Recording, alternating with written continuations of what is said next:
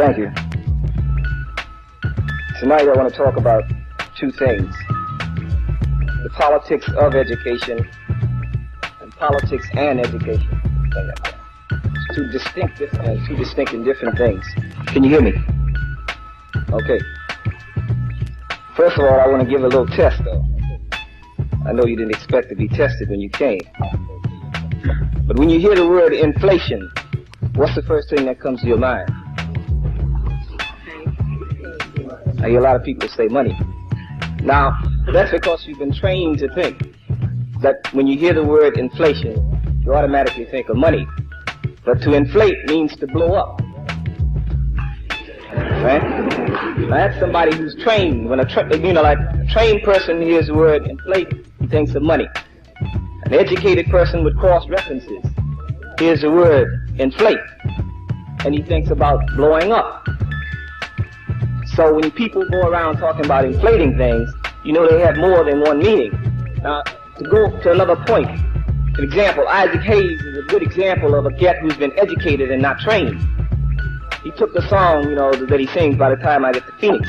People thought that, everything that could possibly be done to that song had been done.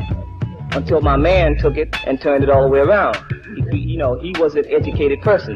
See, a trained person operates on the basis of no cross-references. In other words, you cannot apply cross-references. An educated person can apply cross-references. Now, with this in mind, when we began to look at the type of system that America allows through her education and through her training as a fact, you find out that the whole mobility for cross-references has been limited and almost eliminated as far as black people are concerned and oppressed people in this country. Politics, we have to have a reevaluation of politics.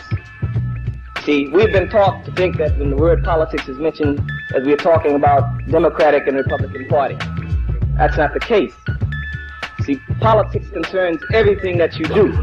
Everything that happens in your life is political. The real question is, whose political end does it serve? If it does not serve your political end, then it's not beneficial for you to be political in that fashion. Now, the problem, again, back to the whole thing of politics, the politics of education in this country. The problem with Negro was not the word itself. It was that a stereotype had been attached to that word Negro, and that people were forced to live in accordance to that stereotype. In other words, Negroes lived in constant fear of being, proven not sufficiently trained. In other words, if you split a verb in front of a blood a few years ago, it was a Negro, you split a verb, and that cat almost died for you. Because what you were doing, you were reflecting that you were not trained. Not educated, that you were not trained.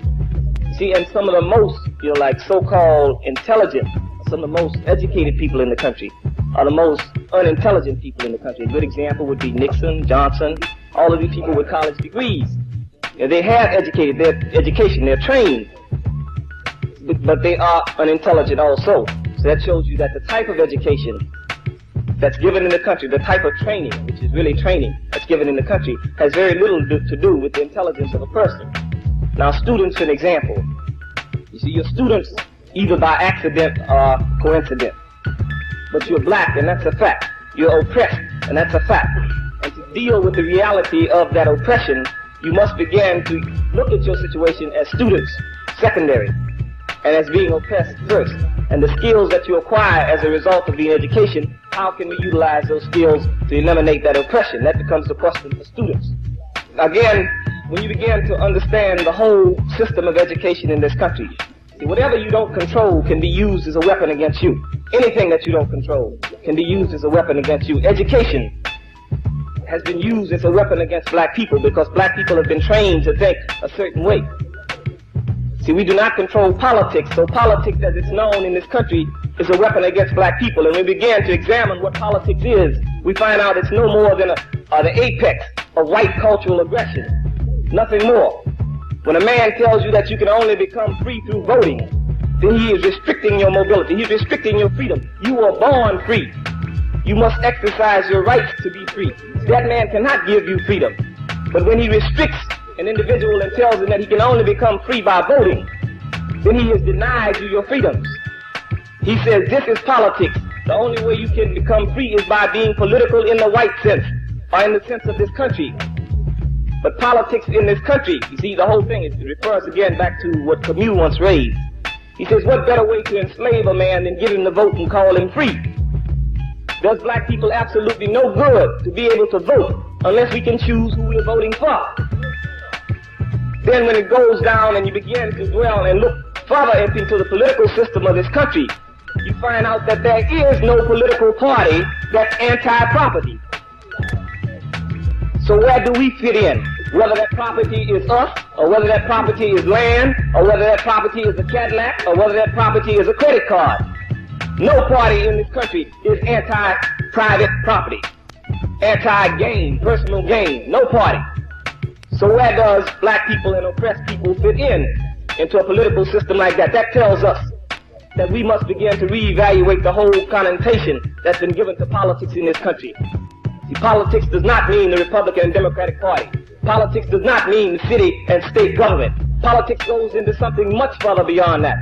Politics goes into what happens to your life every day. You see, it's a political decision that most black people in Harlem are junkies. That's a political decision. It's a political decision that black people were forced to be athletes.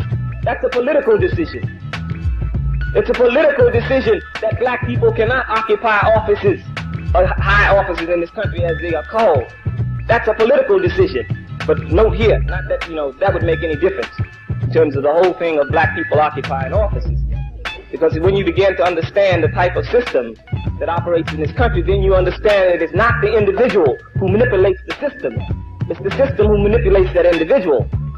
See, if Cleaver or Dick Gregory had become president in this country, it would make absolutely no difference. Because America would still be in the war in Vietnam. Because the country operates off what's known as the military-industrial complex, which says that war is profitable. Which says that USS Steel must make steel for tanks, because over 70% of the people employed in this country are either directly or indirectly employed by the military. That's the politics of the economy of this country. When oppressed people begin to evaluate politics, we must understand that we have to create a politics that's relevant to us. We must create a politics that's relevant to our lifestyle. We must create a politics that's relevant to what we do every day. So when we talk about politics, when we talk about the political reality of the black community, we are talking about something that's beyond Democratic and Republican Party. And in that sense, we must understand that we must incorporate a revolutionary ideology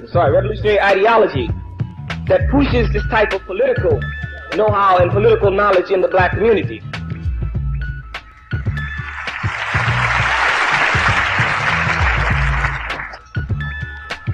I want to talk about that ideology at this point. And it has to be an ideology of revolutionary nationalism.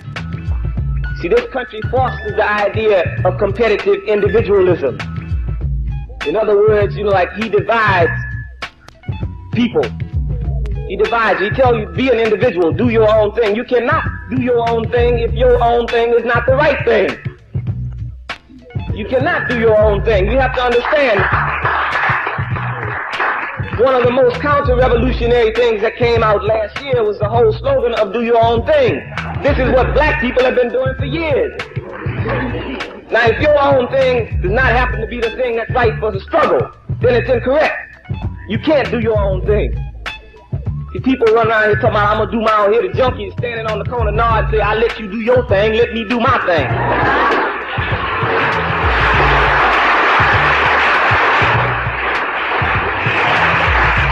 You have to understand that we must begin to talk about building a nation. We exist as a nation.